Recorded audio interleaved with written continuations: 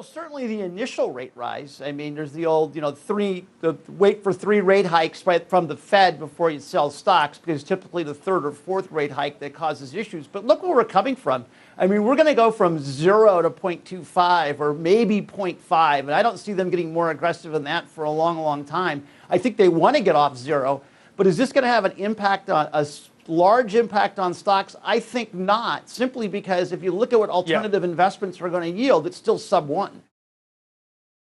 One of the big questions behind the scenes that wasn't really directly addressed today in the meeting, I don't think, but will certainly be coming up on the market in the next 6 months or so is Iran and the amount of oil they may or may not be able to put onto the market if sanctions are lifted as part of some sort of nuclear deal.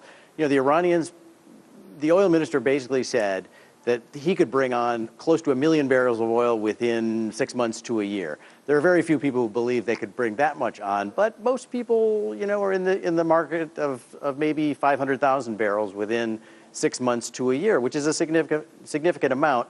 The Iranians, of course, would like OPEC to make some room for them by withdrawing other production so they can come onto the market without prices falling.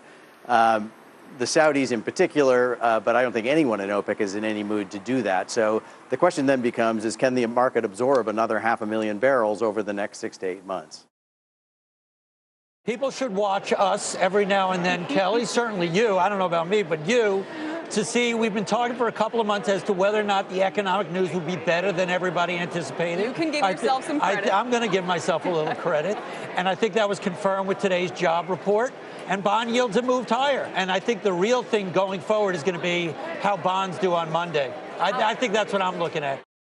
Yesterday with you, Kelly, I said I thought the markets had gone a long way toward making an adjustment for a potentially hot number today. And we only got a very modest lift in Treasury yields today. So I think that kind of tells you we've priced in the exact place we're at in terms of what the domestic economic growth is telling you. If you couldn't get there on 280,000 net new jobs, maybe flows are going to come out of bonds a little bit here. I think that is already starting, but I don't really see them taking off to the upside here. Now,